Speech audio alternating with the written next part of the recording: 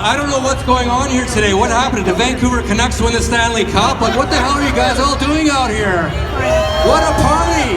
Is it freedom? Freedom! Yes, Freedom 2020 is fine. It's alive and kicking. After 2 weeks of the trucker convoy, look at what's happened in Vancouver. Parades everywhere. Canadian flags everywhere. It's unbelievable to see the turnaround of events. Some of us veterans have been in this fight since 2020, 2 years of our lives, and thousands of hours have been dedicated to getting the kind of crowds we see here today. And I gotta tell you, and I was just talking to James before, and you kind of get teary-eyed when you see all the people coming out, all the love and support. They were talking, I gotta read Kennedy's, what the hell's his name? Kennedy Stewart, the mayor of Vancouver. He came out with a press release yesterday that shocked me, but it didn't shock me. And I'm gonna just read parts of that and break it down to what he really meant. Let me just find that. Nobody likes Kennedy Stewart. Kennedy Stewart's a piece of garbage. So here it is. He says, I'm gonna just break it down and tell you the truth that he doesn't want to say in his little press release. As the mayor of a city with an over 95% vaccination rate, my message to this convoy is Vancouver doesn't want you here. Make your point and then go home. So I love to break it down. I like to make fun of these complete pathetic losers who actually think they have power. Now they're telling us, your Kennedy Stewart is telling us 95% vaccination rate. What percentage of that actually wanted to get vaccinated? Scared for their lives? 20, maybe 30% if you're lucky. How many of those people had mandated vaccines or they would lose their fucking jobs? How many? What percentage? How many other people wanted to get their lives back and actually be able to have some entertainment value, going to nightclubs, going to restaurants, traveling? How many other people wanted to be able to see their kids play soccer, play hockey, and other sports events?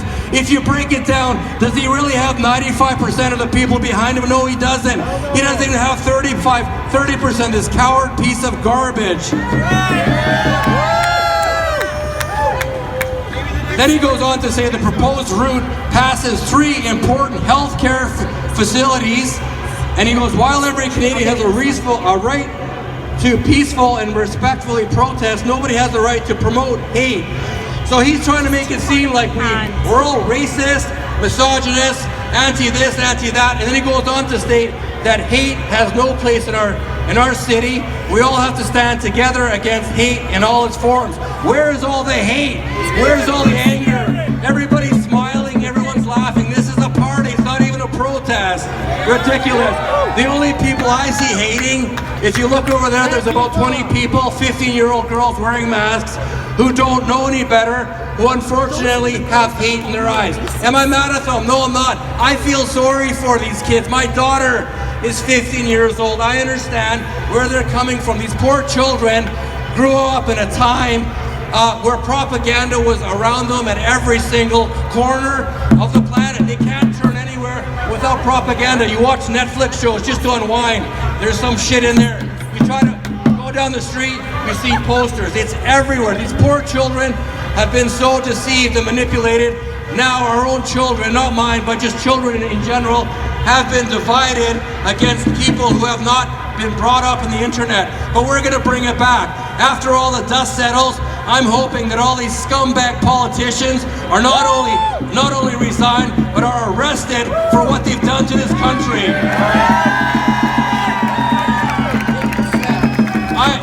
I have a lot of hope, and I can see that the turnaround is here, and we just have to move forward. I strongly suggest that we have these convoys and parties possibly every week if you want to. We have to support Ottawa as long as the truckers are there trying to bring an end to these mandates. I think it's our responsibility to be out here on the streets and back them up as much as you possibly can. We pay way too much. Very important. We have to keep going moving forward. This cannot be a 1 weekend or a 2 weekend or 3 weekend thing. Just think of it as a parade, and every Saturday you guys are coming out here. You're booked. You're done until all the mandates are gone and these people are in jail.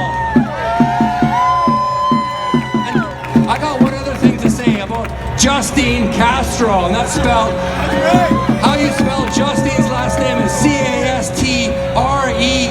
It's a mix of his father's name and then his other father's name. So Justine Castro, where the fuck are you? Where are you? What are you doing? But the funny thing that kills me about all this is, where is this guy? He says he's triple jabbered, but he actually still got COVID. And then he's telling us to get vaccinated all at the same 35 seconds. Are you fucking kidding me? Crazy, it makes no sense. So where is Justine, our fearless leader? Well, let me tell you one thing. He's got a lot of fear in his eyes because we haven't seen him face the truckers. He's not facing us, and he's basically cowering and hiding. A fearless dictator, more like a fearful coward is what he is. Please resign and get the hell out of Ottawa. Go back to Cuba. Go back to where you belong. Go back to Cuba, you piece of crap. He was gracious. That's it. The funniest thing, I've said this in my videos, is he tried so hard to divide the country, and Canada is like a boomerang. You tried so hard to divide us, but you're such an idiot and just a stupid low IQ person. Guess what? You brought us together. All of us are together. We're not divided in this country whatsoever. You brought us back, and we will never be divided again. The strength that Canadians feel is amazing. Like a leader is supposed to lead people and bring us together. He led us apart, and we brought ourselves together. So thank you so much for coming out. I appreciate every single one of you. Thank you.